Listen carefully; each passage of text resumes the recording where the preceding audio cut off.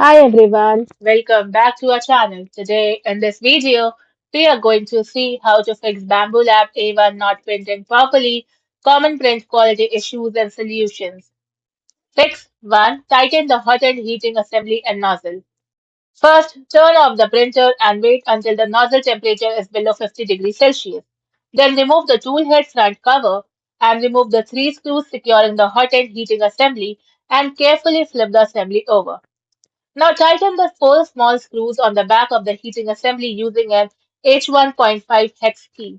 Then reinstall the heating assembly and tighten the 3 front screws. Then check that the nozzle sits completely flush against the heater block and make sure the metal nozzle latch buckle is fully closed before printing.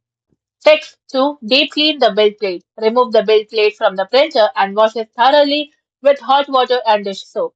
Rinse off all soap residue, then dry the plate with a clean, lint-free paper towel. Avoid touching the print surface with your bare hands before printing.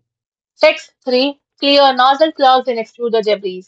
To clean the nozzle, heat the nozzle to approximately 220 degrees Celsius, then insert the supplied nozzle cleaning needle into the nozzle tip to remove any debris. If necessary, perform a cold pull to remove stubborn clogs. To clean the extruder, enable maintenance mode from the printer screen, then remove the tool head front cover and the hot end.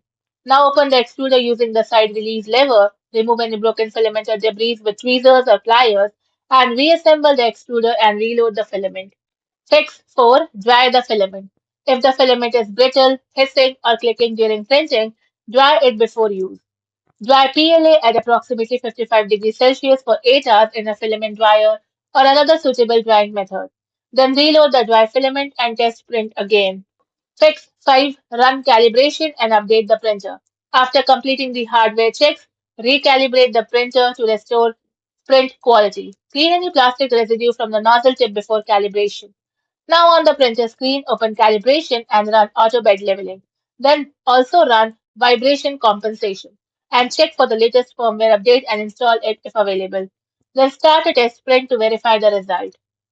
Thank you for watching, and for more such informative videos, do like, share and subscribe to our channel.